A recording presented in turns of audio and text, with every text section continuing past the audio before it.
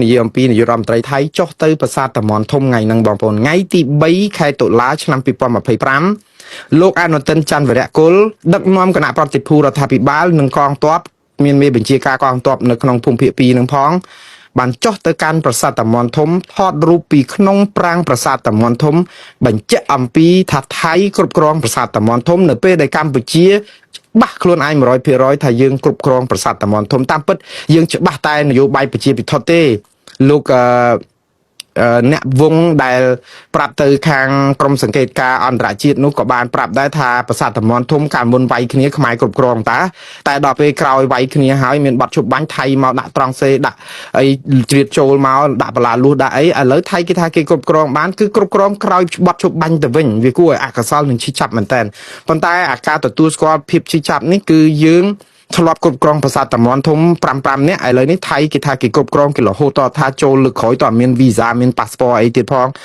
វាហើយឥឡូវនេះដល់ពេលដែលលោកអនុទិនច័ន្ទវរៈគុលទៅដល់ប្រាសាទតាមាន់ធំហើយបង្ហាញរូបថតបែបនេះគឺកាន់តែច្បាស់ថាអ្វីដែលកម្ពុជាអះអាងថាប្រាសាទតាមាន់ធំយើងគ្រប់គ្រងបាន 100% ហ្នឹងគឺជានយោបាយប្រជាពិធទេដើម្បីលួងចិត្តប្រជាពលរដ្ឋខ្ញុំជឿថារដ្ឋាភិបាលច្បាស់ជាពិបាកផ្លូវចិត្តច្រើនណាស់ព្រោះចង់លៀងចង់ស្អំប្រជាពលរដ្ឋឲ្យជឿថាយើងមិនបាត់ដី1មីលីម៉ែត្រណាទេប៉ុន្តែអាបលាលួសនឹងវាចូលលើសពីមីលីម៉ែត្រអាផ្លូវឈូសឆាយគេឈូសផ្លូវដល់ភូមិព្រៃច័ន្ទហើយនឹងនងណាជោគជ័យដល់អាកន្លែងបលាលួសគេដាក់កង់ឡានហ្នឹងគេចាក់ដីលុបផ្លូវហ្នឹងឈូសមុខផ្ទះប្រជាពលរដ្ឋប្រមាណខ្នងហ្នឹងមានទីប្រឹក្សារដ្ឋាភិបាលហ្នឹងថាអូអាហ្នឹងកុំទៅជឿទៅគេជីក3-4 គីឡូឆ្ងាយពីព្រំដែនចុះអស់លួតហើយអីក៏មានសតិអារម្មណ៍មួយចង់តការពារ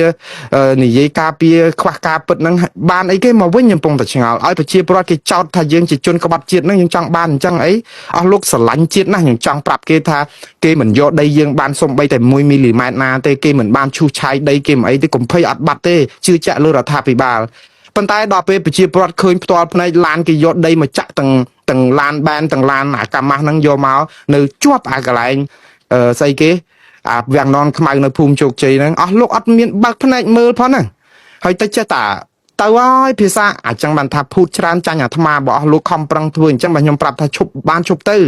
អានិយាយភាសាប្រជាពិធអីហ្នឹងប្រជាពលរដ្ឋគេទៅលន់ហើយធ្វើវិញធ្វើទៅហើយឈប់អាថ្កោលទោសឈប់អាតវ៉ាឈប់អាជូនដំណឹងឈប់អាស្នើអំពាវនាវអីហ្នឹងទៀតទៅដាក់ប្តឹងទៅហើយបើដាក់ប្តឹងទៅវាអស់មានរឿងអីហើយមិនបាច់និយាយអីទេប្តឹងទៅតុលាការយុត្តិធម៌អន្តរជាតិទៅវាចប់ហើយឲ្យបងប្អូនប្រជាពលរដ្ឋស្ងប់ចិត្តផងថាអូខេឥឡូវរដ្ឋាភិបាលអត់ធ្មត់អត់ធន់អីក៏អត់ចោះ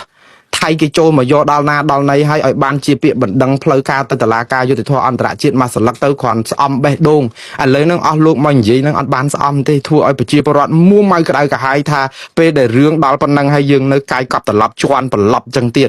អាប្រាសាទតាមាន់ធំគេឥឡូវរដ្ឋមន្ត្រីថៃចុះទៅដល់ហើយយើងថាយើងនៅគ្រប់គ្រងទៀត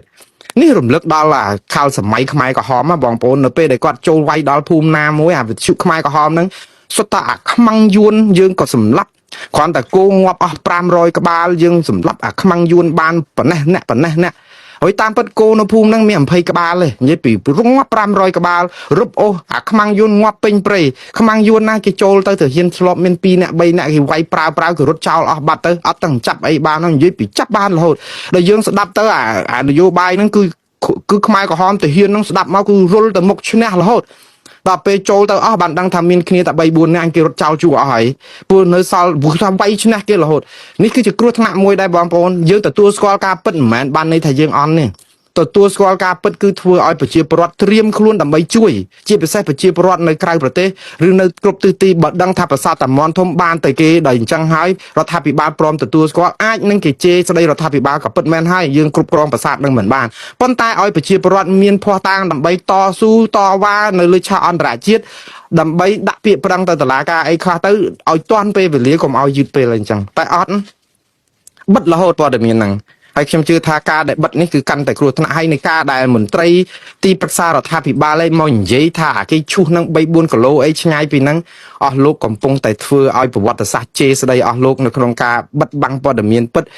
លើកជើងរដ្ឋាភិបាលស្អំចិត្តប្រជាពលរដ្ឋតែក្នុងពេលជាមួយគ្នានឹងគ្រាប់គ្រោះវាធ្លាក់ចូលក្នុងបេះដូងទៅហើយ